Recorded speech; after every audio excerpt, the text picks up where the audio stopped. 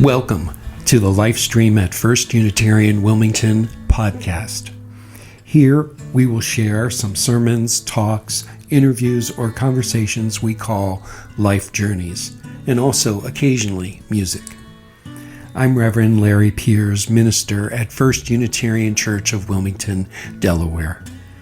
If you enjoy what we are offering, please share it with a friend. Our purpose is to spark conversations and to share what we value as a Unitarian Universalist congregation with a wider community. To find out more about us, please visit our website, firstuuwilm.org. And now, welcome to this episode of Lifestream at First Unitarian.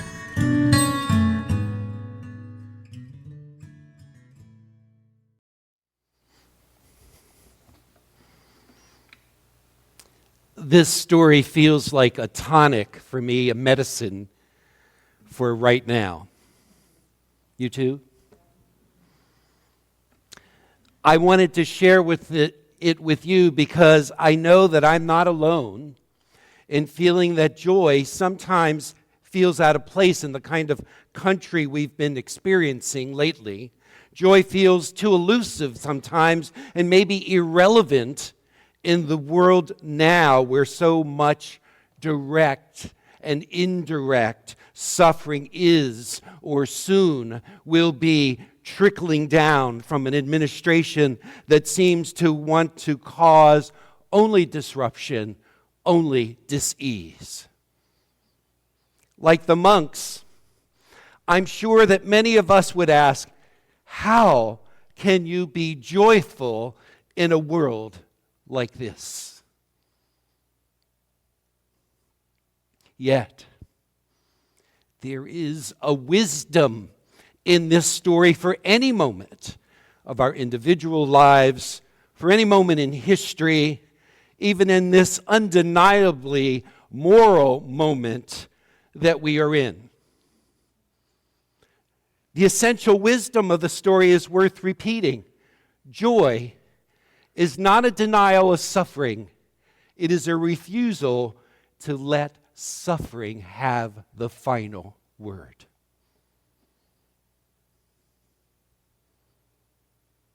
In fact, joy may be the human spirit's one antidote to the pervasive tactic of fear. Fear, as we know, is the currency used by rising fascist regimes throughout history to try to suppress the courage of the human spirit and to oppress all of us, including the marginalized who are targeted and labeled so that they seem less worthy of human dignity and of human kindness. What about joy?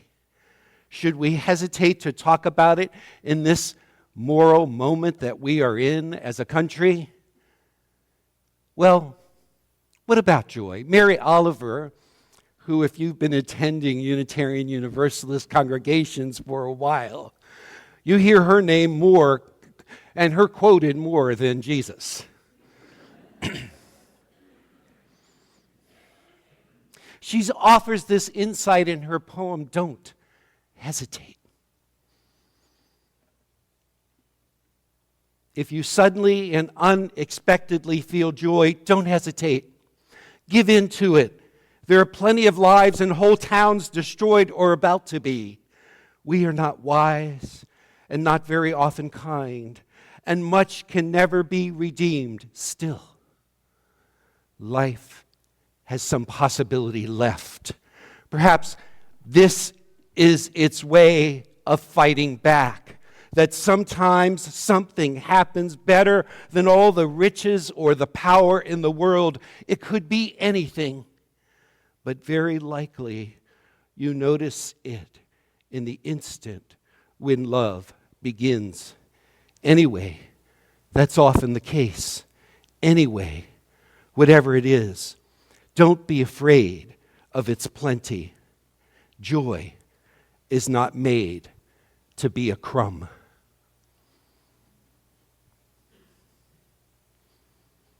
Now, I did hesitate in reflecting upon joy this Sunday for this sermon. Joy doesn't seem to fit, as I've already said, into the tone of our time right now.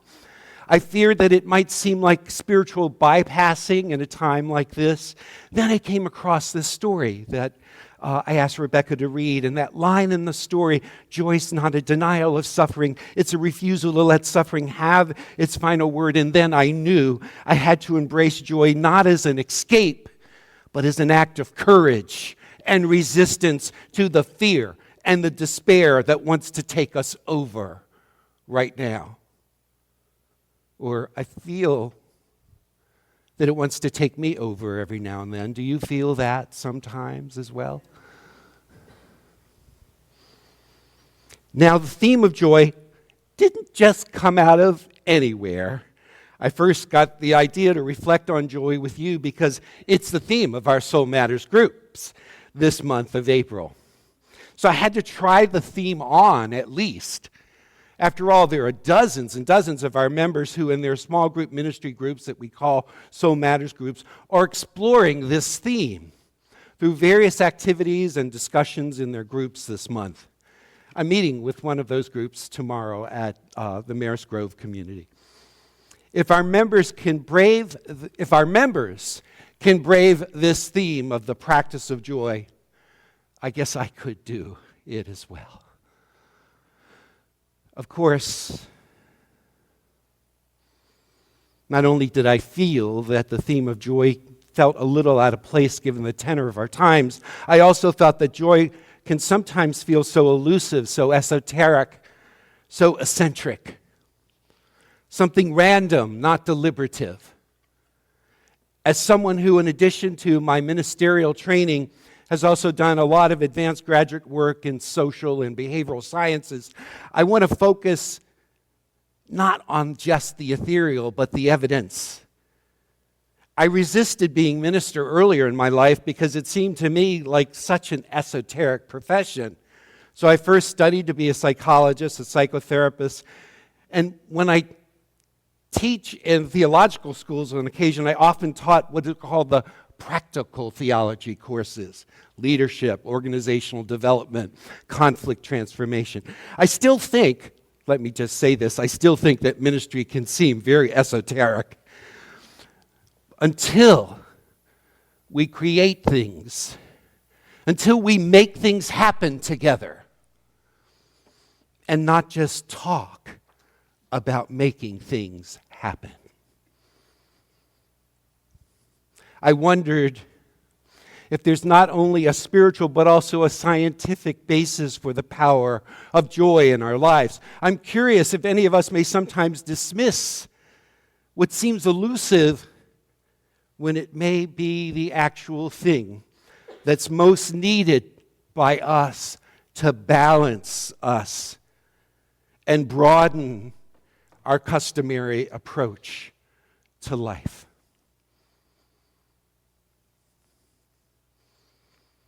My inquiry into joy began with myself.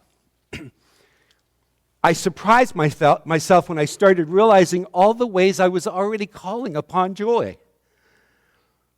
Over a year ago, I put a Post-it note with the single word joy on one of the hymnals in my office. I can't explain to you why I did it. It was just one day I intuitively felt I wanted to provide a visible reminder to myself that in planning worship, particularly in rough and uncertain times, which we have had, I wanted to invite joy in. Now, this wasn't a rational decision. It was a response to a prompt in my soul, just like dreams often are prompts to our soul. They carry a message even when we don't fully understand them. Then I also recalled that almost every Sunday that I am with you in a service, following our time of sharing our concerns during the prayers of the people, I almost always ask, one way or another, is there a sliver of joy somewhere in this room? Is there a whisper of joy that wants to also find expression in you in our midst this morning? Invariably, more than a few people share something that brings them joy. We've also often experienced, that when others share their joy, their smile blends into our own, and their celebration lifts our spirits as well. So when I observed this in myself, I recognized that for whatever reason, that joy is something that I grasp for with and alongside of each of you. Maybe joy could be substituted for the word hope in this famous poem by Emily Dickinson. Joy, she wrote hope, is the thing with feathers that perches in the soul and sings the tune without the words and never stops at all. Perhaps you know of the experience that T.S. Eliot phrased as being surprised by joy. As I stepped outside of my front door this past week, I was greeted by this weeping cherry tree that seemed to have bloomed overnight. And others this past week who arrived at a meeting at the church in the morning also said, "Have you seen the magnolias, the wisterias, or some other flowering tree?" It's not as if this is the first time that spring has blossomed all around us. But somehow, some way, this spring may have been enraptured us in a particular way. Maybe it's because this is just what we needed. We need a beauty that awakens joy within us. Now, I didn't totally disregard my questions about the scientific research and understanding of joy. So alongside observing my own experiences of inviting joy in already, discovering joy right outside my door, and the poet's view of joy, I also wanted to know what others who've researched this have had to offer. So there was more to choose from than I imagined and more than I can share. But there's a remarkable book entitled Joyful by the designer Ingrid Fettel Lee, whose work I could synopsize in these short paragraphs from her writing. Have you ever wondered why we stop to watch the orange glow that arrives before sunset, or why we flock to see cherry blossoms bloom in spring?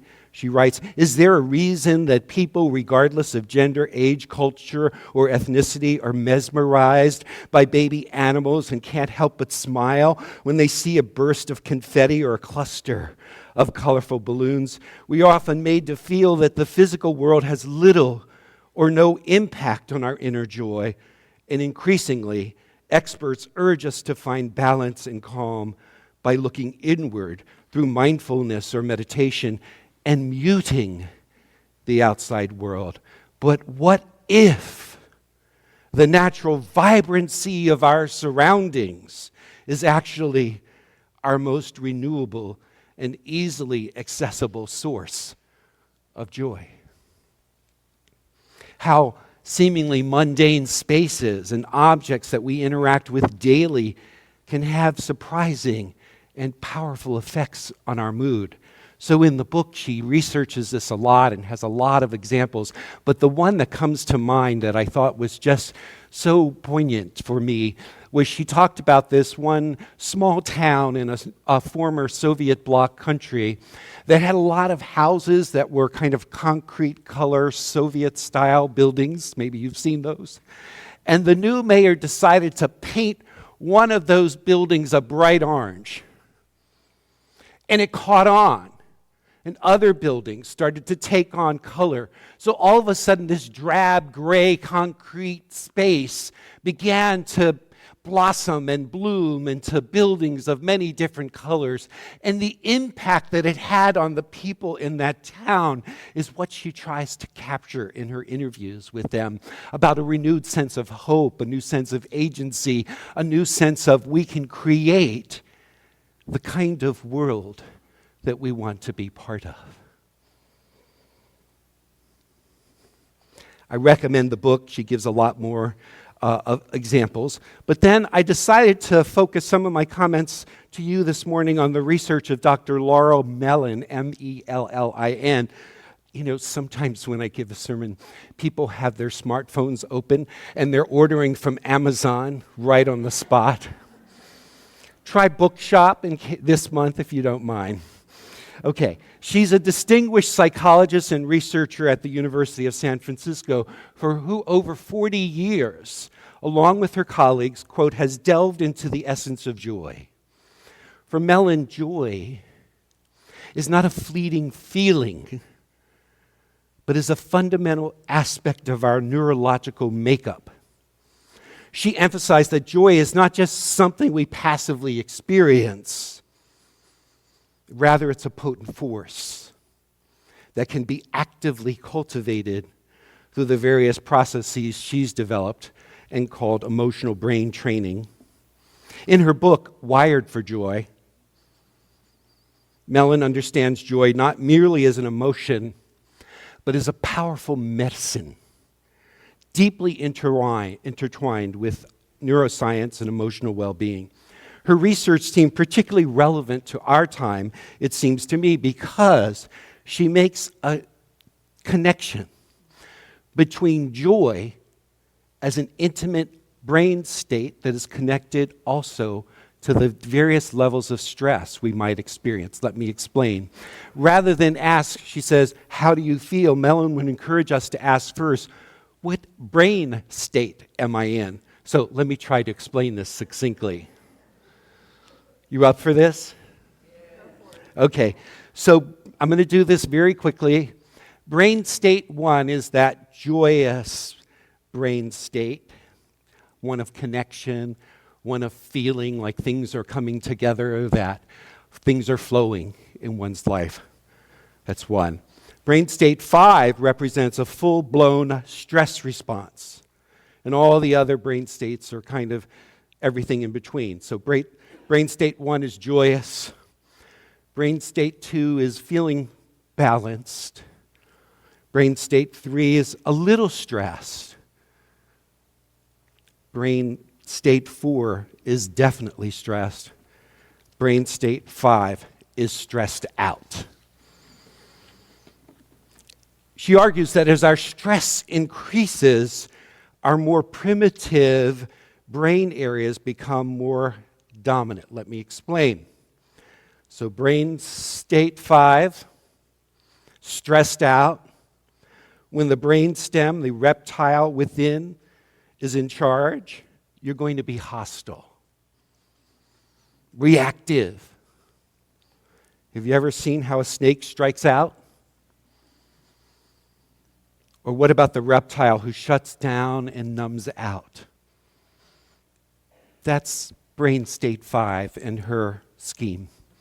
Now, I can't imagine having much access to joy in that brain state 5, that reptilian brain state. Following me?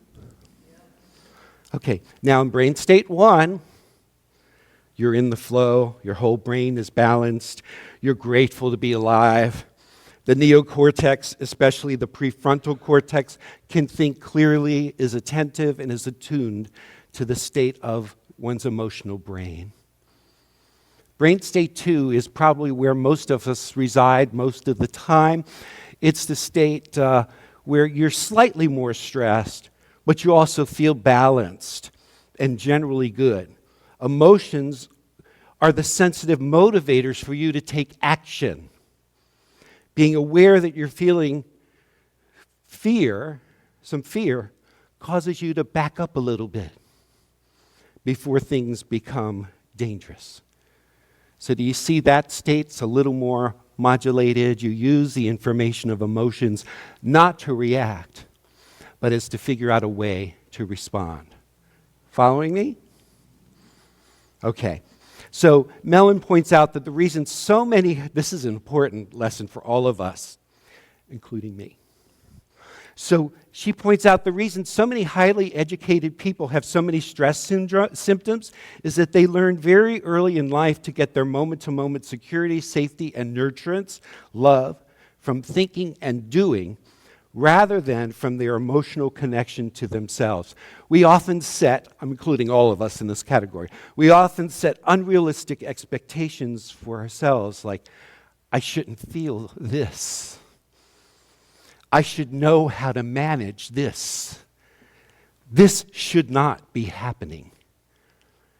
And these expectations distance us from our experiences, rather than allowing us to develop reasonable expectations and to think clearly based on an understanding of what emotional state we are in.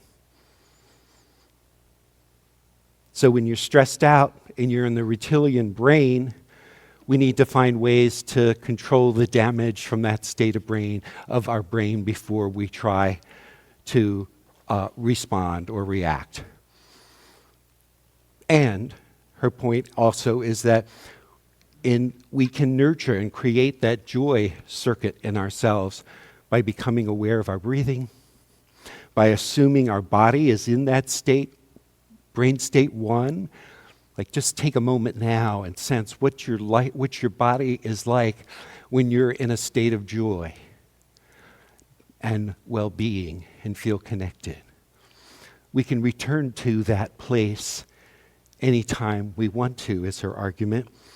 And we can choose any one of the following. We can think of a happy time or fulfilling time in our life.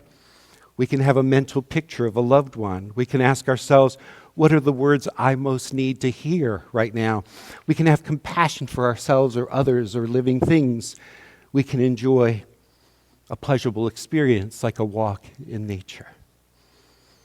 So I had a little taste of this week, which was the 1-year anniversary of the death of my mother's younger sister, Eleanor. And all my cousins started sharing photos of her and times with her on the phone.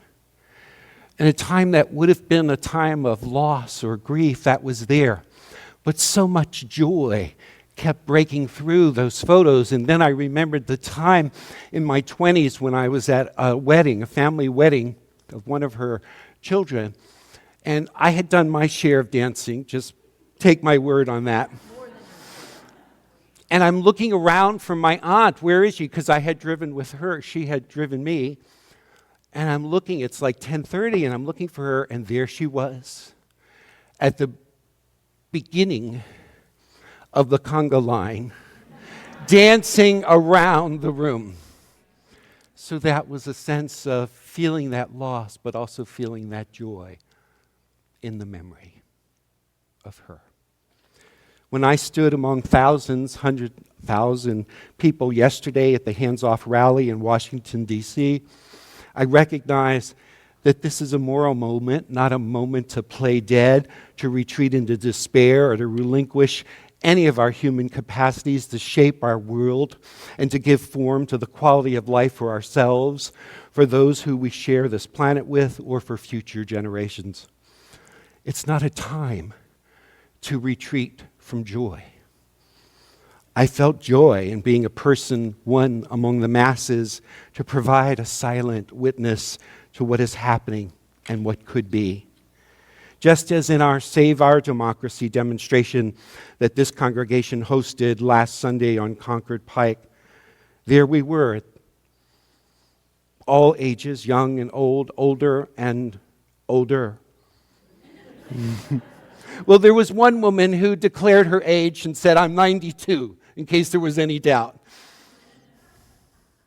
And we're going to share a slideshow from our demonstration last Sunday at the end of this service with some music, just so you can feel not just the strength of our message, but the power of our joy, the joy of resistance. So let's not wait for joy to arrive on its own schedule. Let us be that joy. Amen.